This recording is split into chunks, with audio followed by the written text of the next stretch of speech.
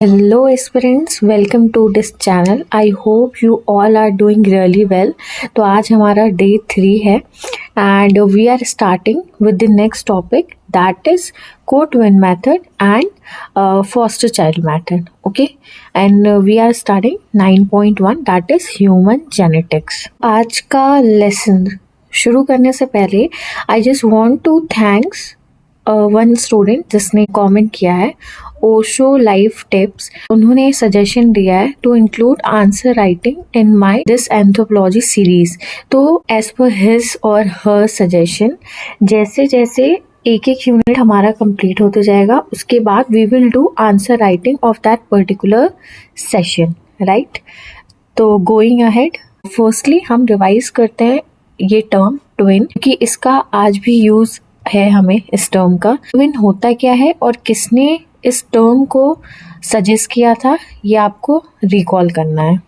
Firstly हम एक revisit करते हैं ट्विन स्टडी में। ट्विन स्टडी में होता क्या है, बेसिकली हम मोनोजाइगोटिक ट्विन और डाइजाइगोटिक ट्विन की एज अ पेयर हम स्टडी करते हैं। फॉर एग्जांपल, अगर हमने 10 मोनोजाइगोटिक पेयर लिए हैं एंड 10 डाइजाइगोटिक पेयर लिए हैं, पहले तो हम ये एज्यूम करते हैं कि इन दोनों ही केसेस में जो एनवायरनमेंट है वो 100% सिमिलर है, ठीक है। मोनोजाइगोटिक ट्विन के केस में जो जेनेटिक सिमिलैरिटी है that is 100%, whereas dizygotic twin के केस में जो जेनेटिक सिमिलैरिटी है दैट इज 50%। अब हमने एक पेयर यहाँ से लिया, एक पेयर यहाँ से लिया, ठीक है। 100 कैलोरीज हमने फीड कराया पर डे, ठीक है। रिजल्ट क्या आया कि जो मोनोजाइगोटिक ट्विन थे उनमें जो इंक्रीज हुआ इस पेयर में, एक का 4 kg हुआ और एक का 4.2 kg हुआ, वेयर एज डाइजाइगोटिक ट्विन में एक का में इंक्रीज 5 kg हुआ और एक में 2.1 kg हुआ।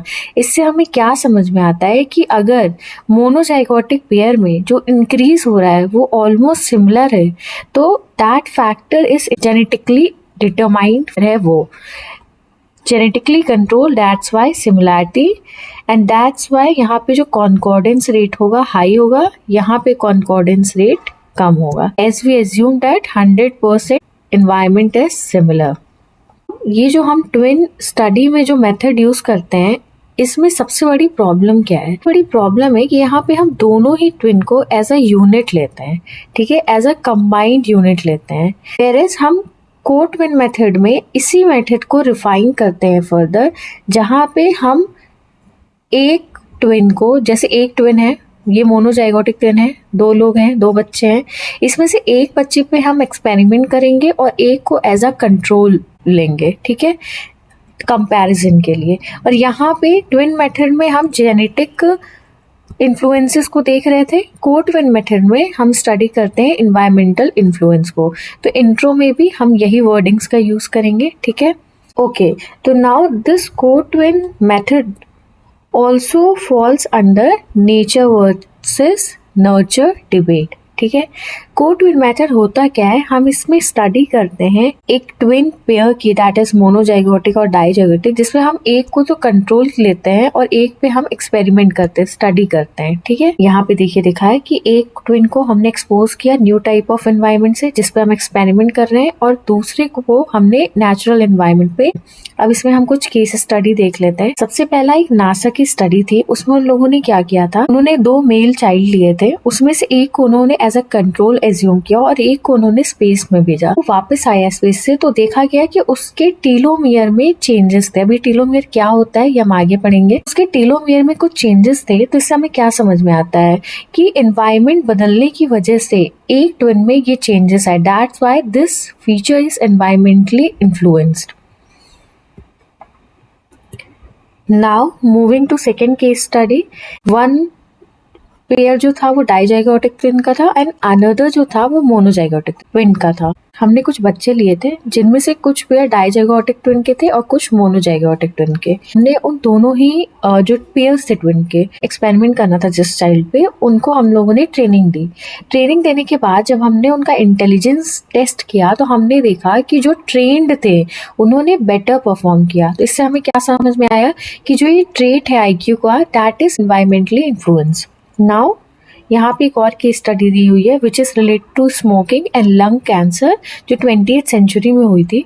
यहाँ पे हाई कैंसर इंसिडेंस देखा गया है स्मोकिंग ट्विन में, प्रूविंग एनवायरमेंटल कॉजेशन। ठीक है, अब क्या एप्लीकेशंस हैं इसके।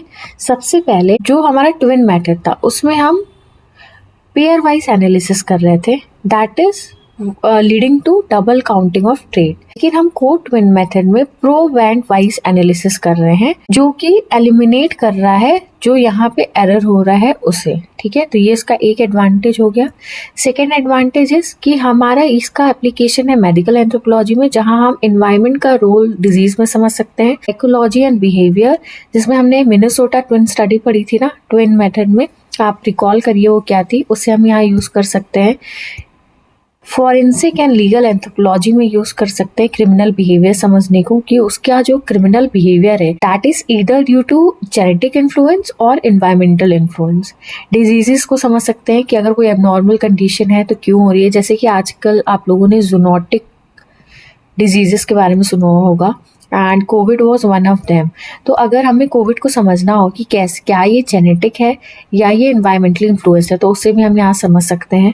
ठीक है, लिमिटेशन क्या है, doesn't specify exact genetic and environmental component.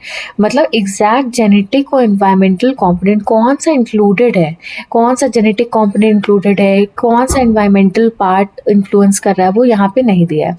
Now conclusion में हम क्या लिखेंगे कि को ट्विन मेथड कॉम्प्लीमेंट करता है ट्विन मेथड को, जहाँ पे जो ये लेटर है ये बात करता है हेरिटेबिलिटी एस्टिमेट की, वहीं पे जो फॉर्मर है वो बात करता है आइसोलेट करने की एनवायरमेंटल इफेक्ट्स को। आई होप कि आपको ये समझ में आया होगा। ठीक है, आज हम एक और टॉपिक डिस्कस करेंगे, दैट इज फोस्टर चाइल्ड या एडॉप्शन मेथड, क्योंकि ये भी पार्ट है नेचर नर्चर डिबेट का। ये होता क्या है, तो जो फोस्टर चाइल्ड मेथड है इसमें हम स्टडी करेंगे इफेक्ट ऑफ जीन या एनवायरनमेंट का ऑन डेवलपमेंट ऑफ ट्रेड्स। वही ऑलमोस्ट सेम ही चीज हम स्टडी करने की कोशिश कर रहे हैं, बस जो मेथड है उसमें थोड़ा सा वेरिएशन है। यहाँ पे मेथड क्या है कि मान लीजिए अगर ये ट्विन है, ठीक है, इसमें से एक को हम अपने इसके ओरिजिनल हाउस होल्ड में रखेंगे और एक को किसी और हाउस होल्ड में भेज देंगे जहाँ पे इसे एज्यूम किया जाएगा कि उन लोगों ने अडॉप्ट कर लिया है। ठीक है, इसलिए हम इसे अडॉप्शन स्टडी भी बोलते हैं।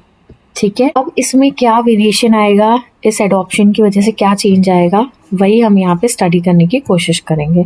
नाउ अंडरलाइंग प्रिंसिपल, जैसा कि मैंने आपको बताया कि एक ग्रुप ऑफ चिल्ड्रन होगा, उसे हम रैंडमली प्लेस करेंगे। रैंडमली प्लेस करेंगे इसका मतलब कि ऐसा नहीं है कि यहाँ पे अगर 4 घर हैं तो हम सोच समझ के भाई इस ट्विन को यहाँ पे डाल दो पुअर होम में, इस किड को वहां पे डालो जो वेल ऑफ घर है। नहीं, रैंडमली प्लेस कर रहे हैं हम इनटू डिफरेंट एडॉप्टिव होम्स, ताकि जो रिजल्ट आए वो बायस्ड फ्री हो। ठीक है, अब यहाँ पे जो ट्रेट होगा अगर वो एनवायरमेंटली डिटरमाइंड है तो दोनों ही ट्विन जो अपने ओरिजिनल होम में और जो अडॉप्टेड होम में वो डिफरेंट फीचर्स शो करेगा। ये हमें मदद करता है ओवरकम करने में इक्वल एनवायरमेंटल एजम्पशन को, जो हम मान रहे थे ना कि 100% एनवायरमेंटल सिमिलर है। अब ये हम कहाँ पे एज्यूम कर रहे थे, ट्विन मेथड में या को ट्विन मेथड में, आपको यहाँ पे रिकॉल करना है।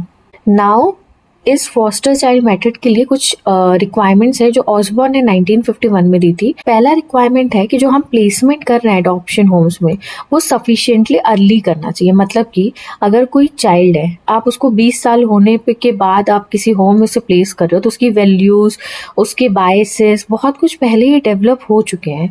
इतने लेट प्लेस करने का मतलब कोई फायदा नहीं है। तो इट इज वेरी इंपॉर्टेंट कि हम उसे जितना अर्ली हो सके उतना अर्ली प्लेस करें। ठीक है, सेलेक्टिव प्लेसमेंट हमें नहीं करना है ताकि कोई बायस ना आए। जो बच्चे हम इंक्लूड करेंगे अपने सैंपल में वो मस्ट भी एक पॉपुलेशन से होना चाहिए ताकि कोई भी वेरिएशन ना हो। फॉर एग्जाम्पल अगर हम अलग अलग एथनिसिटी के बच्चे ले लें तो उनके वेरिएशन दिखेगा हमें उनके जीन्स में, तो इसलिए इसको अवॉइड करने के लिए नाउ सैंपल इंक्लूसिव होना चाहिए। ये नहीं कि आपने सिर्फ वेल ऑफ होम से बच्चों को पिकअप किया है, they should belong from well off homes also, poor and average homes, हर होम से। ठीक है, ताकि हमारा जो रिजल्ट आए वो इंक्लूसिव हो। इस कंक्लूजन क्या है कि ये की टूल है बिहेवियरल जेनेटिक्स के लिए, ठीक है। हम यहाँ पे कंबाइन करते हैं कभी कभी ट्विन स्टडी को भी टू मेक हेरिटेबिलिटी एस्टिमेट्स। अब यहाँ पे मैंने 2 केस स्टडी मेंशन की है। यहाँ पे एक केस स्टडी है शिकागो केस स्टडी। यहाँ पे हमने 3 होम सेलेक्ट किए थे, पुअर, एवरेज एंड गुड। यहाँ पे हमने बच्चों को भेजा। बाद में हमने देखा कि जो गुड होम के बच्चे थे उनकी IQ बहुत ज्यादा थी, फिर average home and then poor home. पर ये जो IQ है इस पे हमने देखा कि एनवायरमेंट, उस घर का एनवायरमेंट था, उसका इन्फ्लुएंस था। क्योंकि अगर वो वेल ऑफ घर था तो वहाँ पे जो access of food, access of nutrition अच्छा होगा, एक्सेस टू एजुकेशन अच्छा होगा। वेरएस पुअर होम में पॉवर्टी होगी, लैक ऑफ चॉइसेस होंगी, अपॉर्चुनिटीज कम होंगी। सेकेंड केस स्टडी जो हम अब पढ़ेंगे वो है कैंडलर्स स्टडी। यहाँ पे हम क्राइम का इन्फ्लुएंस पढ़ने की कोशिश कर रहे हैं कि जेनेटिक या एनवायरमेंटल फैक्टर्स का क्या रोल है, ठीक है। तो हम अलग अलग होम में प्लेस करेंगे, फिर हम देखेंगे कि क्या जिस होम में क्राइम ज्यादा एक्विट हो रहा है वहाँ पे क्या उसका इन्फ्लुएंस ज्यादा है, वहाँ पे कम है उसका क्या इन्फ्लुएंस है, ठीक है।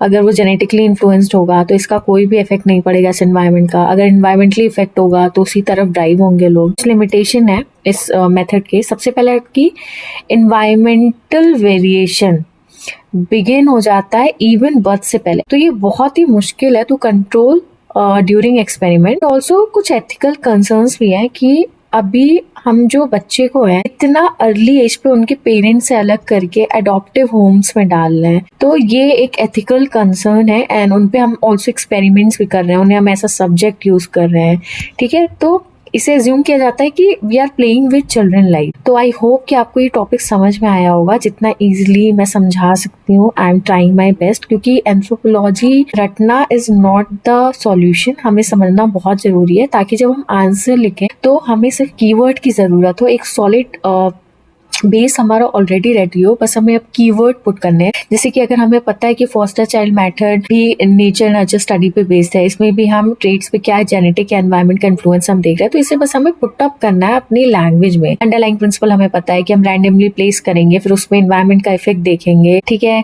क्या रिक्वायरमेंट्स हैं, तो हाँ सफिशिएंटली अर्ली होना चाहिए, सेलेक्टिव प्लेसमेंट नहीं होनी चाहिए, एक ही पॉपुलेशन से बिलोंग करे, इंक्लूसिव हो। हमने कैंडलर्स एंड शिकागो स्टडी पर, ये Chicago studies related to IQ and Candler studies related to crime. Limitation है कि भाई इन्वायरमेंटल वेरिएशन बहुत पहले से होने लगती है, एथिकल कंसर्न है। कंक्लूजन क्या है कि ये एक बिहेवियरल जेनेटिक का टूल है और इसमें हम एक ट्विन स्टडी के साथ भी कभी कभी इसको कंबाइन करते हैं टू मेक हेरिटेबिलिटी एस्टिमेट। तो बस इसी तरीके से हमें याद करना है कि ताकि हमारा एक बेस तैयार हो, बस हमें वर्ड्स में पुट करना हो। तो हम जब एक यूनिट खत्म होने के बाद हम आंसर राइटिंग करेंगे, तभी we will try to summarise each topic, ताकि हम उस 1 यूनिट को वहीं पे पूरी तरीके से रिवाइज कर लें। तो drop your feedback and thank you.